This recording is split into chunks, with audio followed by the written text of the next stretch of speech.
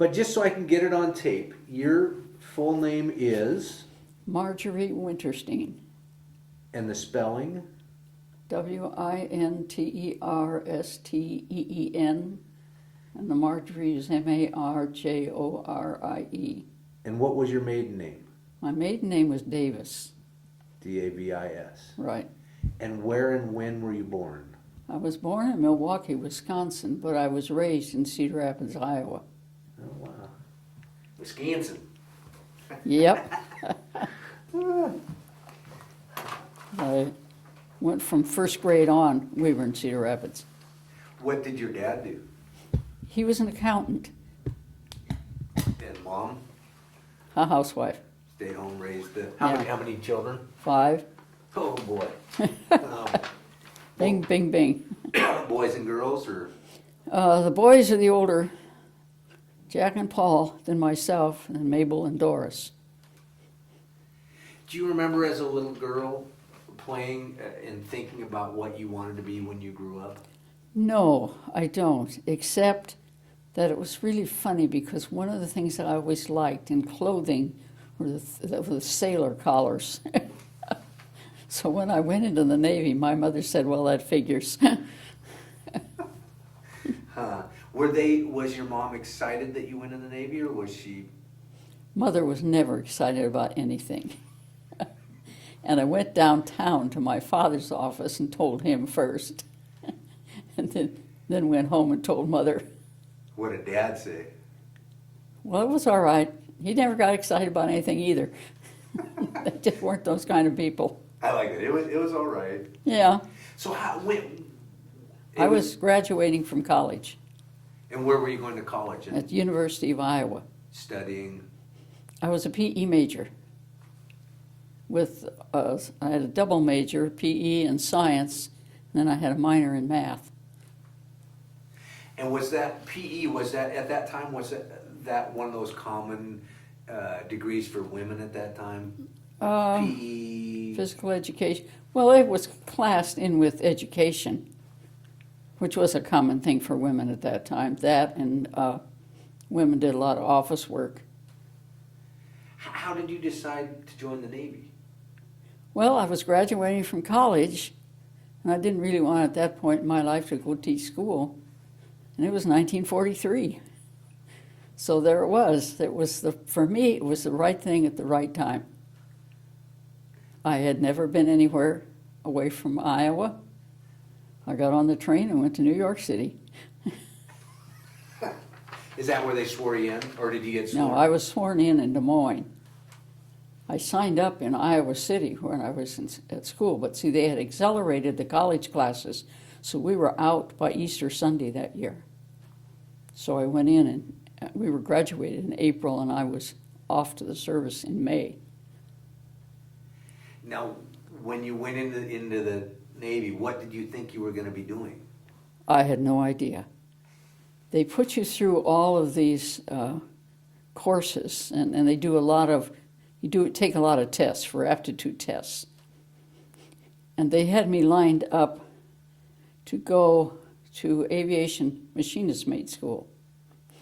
But after I got to New York, and right off the bat, when they organize you, you're a company, part of a battalion, and you're a company with platoons, they're asking for somebody to step out and be the platoon leader.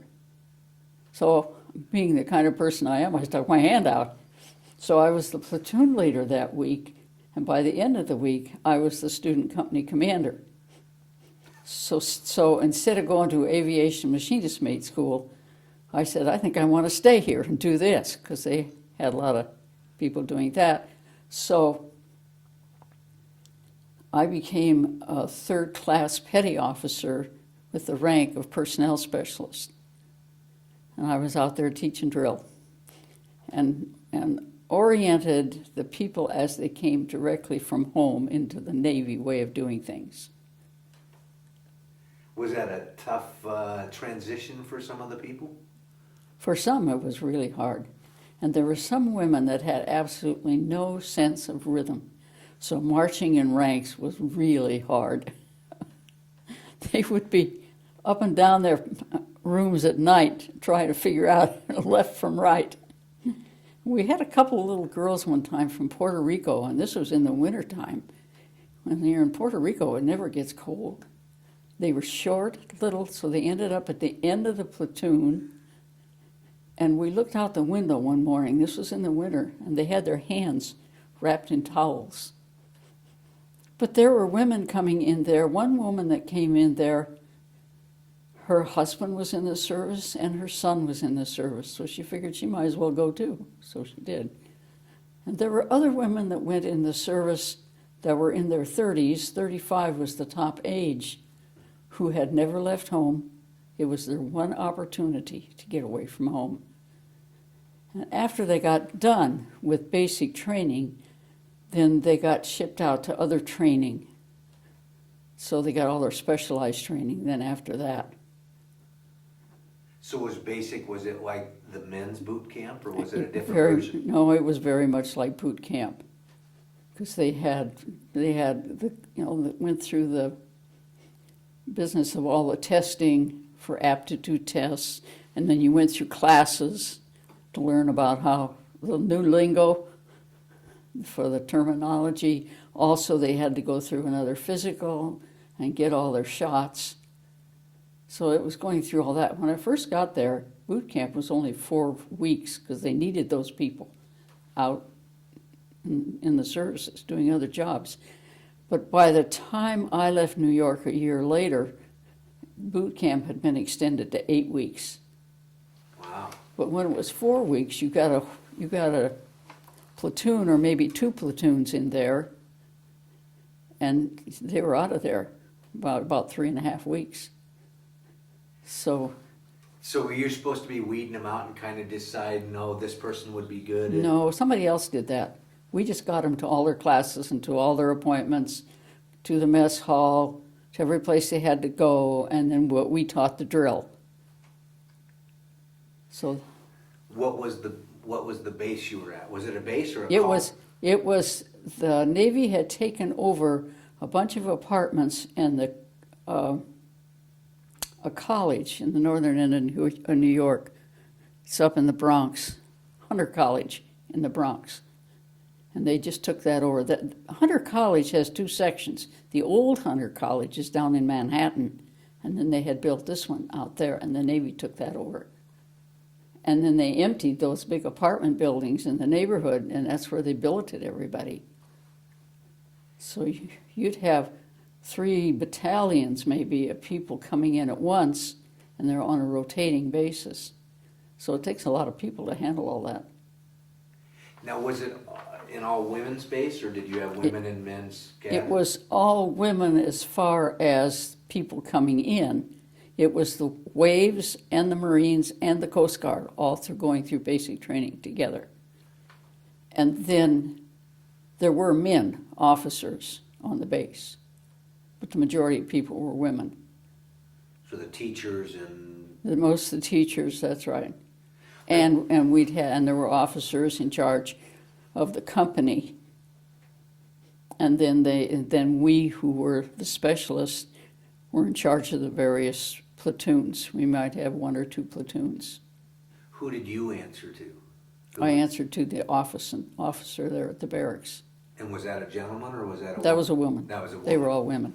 So was there starting to be a realization at this point that women could do a lot more than... Oh yeah, they were sending women out as link trainers, as control tower operators, as airplane mechanics, and a lot of them went out for yeoman's jobs, which is secretarial kind of thing, and the bookkeepers were really the people that, they call it bookkeeping, but they did a lot of inventories and that kind of stuff. And then after I left New York after a year, and I went to Philadelphia, where I was working in a recreation office down in the 4th Naval District, down there, and that was a big base where ships came in, and the men on the ships had to go through a whole routine of things, and one of the things they had to go through was the gym. And then when they tossed them in the swimming pool, and some of them didn't know how to swim. But anyway, so I worked with people at the gym, all kinds of people there, and they would bring in the amputees from the Philadelphia Naval Hospital for swimming. So I worked with some of those guys. Was that hard to see that? I mean, was that the reality of war? That was reality of war. One of my friends, she wouldn't go through. If you came down from the girls' dressing room, you had to go through the swimming pool to get to the gym. She wouldn't go through the swimming pool. She'd walk around the building before she'd do that. She just couldn't stand it. But they're just nice guys like anybody else. So were you working directly with them, or you were managing? No, I would just and in New York I played basketball with the team. And one of the pictures I had was from the basketball days. And then in Philadelphia, for the women, I was in charge of women's recreation, and I had a baseball team and a basketball team and a bowling league. And they used to take the blind soldiers up there bowling, just point them in the right direction. So you rub shoulders with a lot of people. Then after I left Philadelphia, I was assigned up to a naval air station at Willow Grove, which is just north of Philadelphia, where I was a master at arms in a barracks. And so all the people that were there were already in jobs. And some of them were link trainers, some of them were control tower operators, some of them were mechanics, worked in all the offices, whatever they got assigned to. So what did you do with them? We were in charge another girl and I were in charge of the barracks. Had to get them out of bed in the morning. Get them off to where they were supposed to be? Get them out of bed, on their feet, moving. And they had liked the person that preceded me, so they weren't sure they were going to like me. And so someone would lay in bed, I'd say, all right, you can meet the lieutenant when she comes in from your bed, if that's what you want. They always got up. Did you get, were you ranked enough that you were separate from them, or was it one where you actually had I was ranked over them because by then I was first class petty officer. So they wouldn't come and confide with you?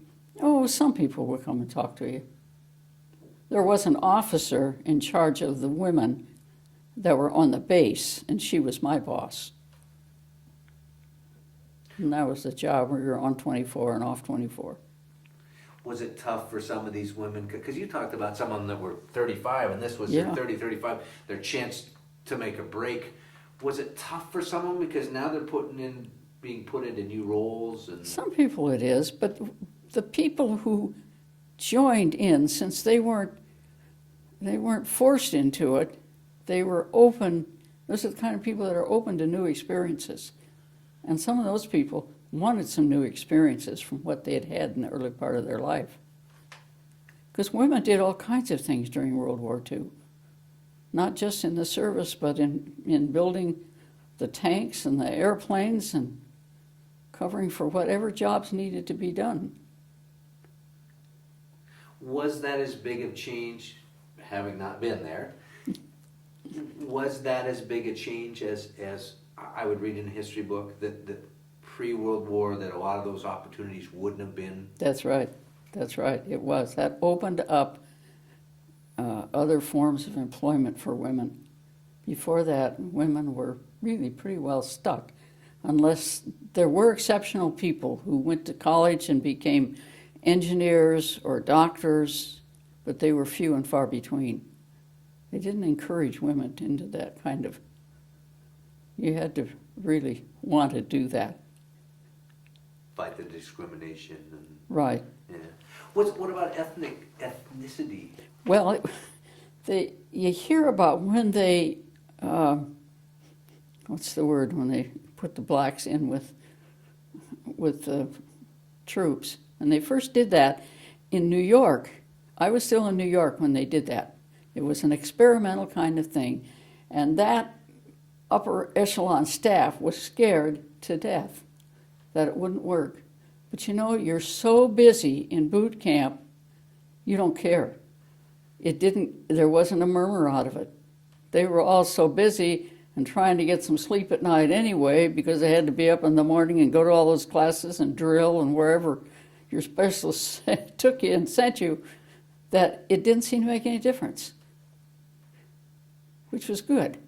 So it wasn't just a vanilla troop. I mean, Well, that's when they first started integrating them. That's the word I was looking for. uh-huh. And I assume new friendships were built, and so it. Oh, friendships were built all over.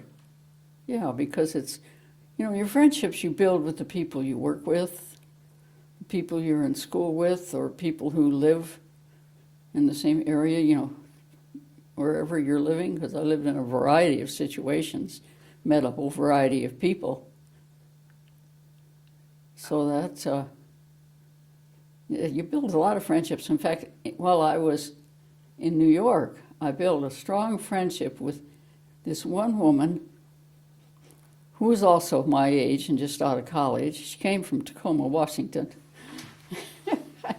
Anyway, she and I ran around together all the time. We'd go downtown, we had time off, we'd go downtown, go to the service center, get a ticket to go someplace. We had a good time because neither one of us drank or smoked. And a lot of the people did. And we just weren't into running around in that kind of a crowd. So when I moved out to the state of Washington, I looked her up and found her. So we're still in contact. Wow. Yeah, that was a really strong friendship. And it's still there. So now the picture we always get of the men joining the service, they're going through boot and they're all out carousing and partying and all that. Some of the women from the barracks, was there some of that, or were they more protected? The recruits aren't. They only get one liberty, and they have to be in, they aren't gone overnight, they're just gone in a daytime, and they have to be in, I forget, by 9 o'clock, I think, at night or something like that. But when you become a member of staff, when you're off, your time's your own. And some of those went out carousing around, but see, Bobby and I weren't into that, which is why we got along so well and ran around with people that weren't into that. Now, and again, you grew up in Iowa, was that right? I grew up in Cedar Rapids, Iowa. So was this a big change for you cultural-wise? Or Oh, not? yeah, it was opening up the world. And that's what I was ready for. Huh. What was the best part of being in the service? I don't know. For me, it was the right thing at the right time. I really matured during that time because I was in there for a little over 2 years. And that was a real maturing time for me between college and being an adult. And I think it was for a lot of women because a lot of them went on to do any variety of things. And of course, a lot of them, they had, with the GI Bill of Rights, many people went on to college that hadn't been there. And they didn't discriminate on that, right? Women got the... That's right, Yeah. because when we came out of the, by the time I got out of the service, I was married, and my husband wanted to go to finish his college, so we went to Fort Collins, Colorado, and I got a job there teaching on the college staff in the PE department. And then in the summer, I had the GI Bill, so I took aviation, and I learned to fly an airplane. I did that all summer long. It was great. Wow. An opportunity I never would have had without it. And not only the GI Bill opening that, but did the women's role change? I mean, things like that, would that have been available to you even if you really had the money prior, or would that have been... Well, you'd have to have the money. I don't think there were some women who flew airplanes during World War II, and what they weren't in a branch of the service, but they were in another organization that taxied airplanes from where they were finished to where they needed to go. There were a number of women that did that. But Is that where you got your interest in flying, or did you just... no, it was there, it was available, and I had the time, and the GI Bill picked up the tab, and it was an opportunity that I took. My husband wasn't very happy with me signing up for that, but it was great. Now, you got married while you were in the service? Yeah, for shortly before I got out. Now, where did you meet your husband?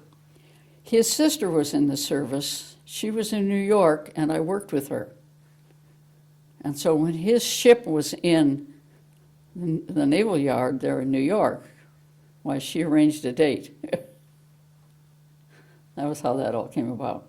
So where had he been serving? He had been on the battleship the Texas as a radioman. So he was doing that during the war. So when the war, when did you leave the service, or how did you? Well, he ended up getting a medical discharge about June of 45. And then the two of us went back to my family on leave. I had leave, he was out. And when we came back, the Army, at the time when I went off back to Cedar Rapids, the Army had decided that the women who were married to men with a medical discharge could also get out. And so by the time I got back, the Navy had decided they would do that too. So I was out of the service in July, and we were out in Fort Collins when VJ Day hit. So did you have an option to get out, or they automatically said? No, I had an option. You had the option. Yeah, Yeah. because he wanted to go to college and go to school. But I would have been out by October anyway, because I would have had enough points.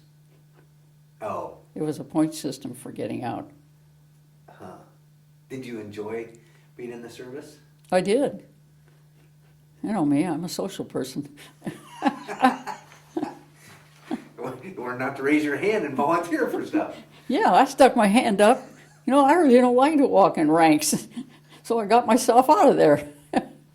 And one time, when we were in New York, all of us who taught drill, when our kids were all in their classes, one of the men, I don't remember what his job was, but anyway, he decided he was going to drill us. So he got the specialists together, and so he was marching us around. And then he said, would somebody like to come out and do it, and I'll take their place. I looked around, nobody was moving. I stuck my hand up, and I went out there. I marched him around double time. And you know, he never did that to us again. I was really ticked off at him. Did you see, I mean, was there discrimination? I mean, did you see it from where you were against women in the service, or was it? No, they were kind of glad to see us. When I was in Philadelphia at the gym, one of the things we used to do is play water polo. And there was only one other woman and I who were in that game. But the rest of them were all men. And I came up scrambling for the ball one time, and Kenny says to me, "There's no more mercy for you." I thought, that's fine with me. But they were all very nice to me, the guys at the gym. Because that's where I spent most of my time while I was there. Now I talked to one woman today, and she said that, and she was in the Navy, and she said that there was a negative connotation of women in the Navy. Were you ever aware of that? No, I really wasn't. I didn't have any trouble with it if there was. She said her story is that they said that they brought women in the Navy just to sleep with the officers. Well, I had an encounter one day in New York with some sailor. I don't know who he was, but I had been off that afternoon. Bobby, this friend of mine, she had a friend from Tacoma that had come out to see her, a college friend. And so they were staying overnight up in town, but I need to get back to the base. And we were in a taxi cab, and they let me off, and I walked through the park to get back because that was the shortcut. And this sailor came along and walked in step with me, and he started getting overly friendly. And I hauled off and hit him. And he said, you know, I thought that's what the waves were for. Well, I let him know they weren't. I wasn't putting up with that kind of nonsense. Well, this lady was exactly the same because she said she'd heard enough of it, and Well, that was the only encounter I had with that. so there was. The other guys I worked with and worked around were all very, very nice, very considerate. Because I worked in an office when I first got to Philadelphia for a little while, and there were a number of men in there, and I never had any problem with anybody. And down in the Navy Yard, I didn't either. The office I worked out of in the Navy Yard supplied recreation gear for the ships as they came and went. When they would come and get re-outfitted, they'd say, "What did you do with those wrestling mats we gave you the last time?" And we said, "Oh, we were having inspections, so they went overboard." So they needed some more. So you would see the ships would come and go enough that you might see them. I saw a lot of guys. Really, it's back and forth. Yeah. And I had a lot of friends among various men. But I didn't, except for that one, and that was a guy that didn't know me. He just saw me going through the park in a Navy uniform and decided to get friendly, and I discouraged him. So he said, "If that's the way you feel about it," and he walked off. Did you wear your uniform off base much? Yeah. Did you get During the war, you wore your uniform all the time. Oh, really? Mm-hmm. Was it just like being I know when the gentlemen went around in their uniforms, if you went to get a meal or a drink, there were a lot of people that wanted to buy you a meal. Did the women get that same? No, we didn't. Though we used to get preferential treatment down in New York City, down in Manhattan at the theater. There's a big, maybe it was the Paramount, I don't remember for sure. But when a movie came on, like a new one, why, there's a big lineup out in the street of people waiting to get in because the place was always full. But there was a fella that we knew who lived up in the Bronx near where we were, and we'd gotten to know him, and he worked down there as a doorman. And he would come out and looked over the lineup, and any women in uniform, he would bring them to the front of the line. So you always got good treatment. Well, there were a lot of good deals like that if you were in uniform. A lot of people treated you very nicely. Were people surprised to see a woman in uniform? No, by then everybody was used to it. They were used to it. New York City, places crawling with them. In fact, my brother got stationed someplace in New Jersey. He couldn't tell me where it was because it was a jumping off place to going overseas. And he called me up and I saw him, met him downtown a couple of times. He's the one that got in the Navy because of you. No, he didn't go in the Navy. He was in the Army. Everybody he else was Army. Oh. Everybody else. Jack was in the Army. Dick was in the Army. Paul was in the Army.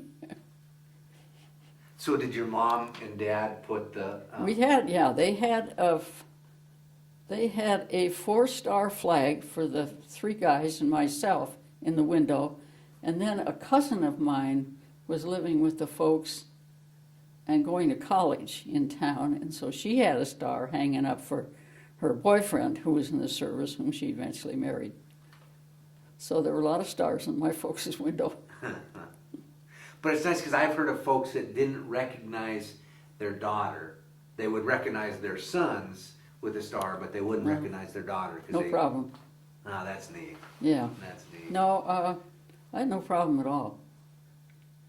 Did it change the world? Did World War II and women being called in to be Rosie the Riveters and into the service? It changed the way the women looked at world, because when the men came back, they came back to claim all their jobs. And the women were saying, "We like this independence. We're going to be out here in the workforce too." And they have been. Yeah, it did change things. It's a drastic change for women. I would imagine some of the men weren't quite agreeable to that right away. Well, some men are never agreeable. Let's face it. It's in their genes. Yeah, that's right. Yeah, it is interesting. See, I was real lucky because Mom and Dad, I grew up, and anybody wanted to do whatever they wanted to do, they did. Well, that's the way we were in our family. I mean, nobody tried to force us in any kind of a mold. We all did different things, except the family business turns out to be accounting.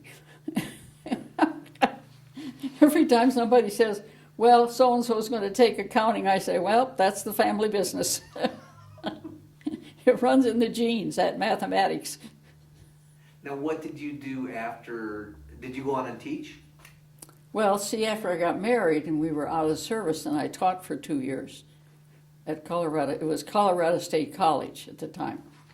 And then that third year my husband was finishing off in school, I had the first child. So I didn't get back to teaching until later. Start to get the children raised. And, Yeah. Yeah. Huh. But in the service, I had always taught, during the service and all that, I always taught adults. And when I was teaching in college, I was one against teaching adults. And then later on, it was when I had only 2 kids, the little girl next door was in a Girl Scout troop, and they were looking for somebody to teach them swimming. And see, I had been a swimmer and a lifeguard. And so I said, okay, I can do this if some parent will come babysit my kids, because my husband was working at night most of that time. But I found out I had to change my vocabulary for 6th grade kids. From adults, I was saying things and they would look at me like, I don't know what you're talking about. So then I got down to the level of working with kids. Been with them ever since, you know. So that was your beginning with the Girl Scouts? That was a beginning with, well, I had been a Girl Scout growing up. Oh, okay. That was a beginning with the Girl Scout later on. Wow. Huh. So that was nice. Huh. They were a nice bunch of kids. Oh, great. And we went up to the pool in Golden, Colorado, the School of Mines, which a lot of times wasn't even heated. It was the coldest pool we ever had. Sometimes it got heated. Wow. It was a very old one. Well, thank you very much. You're very welcome.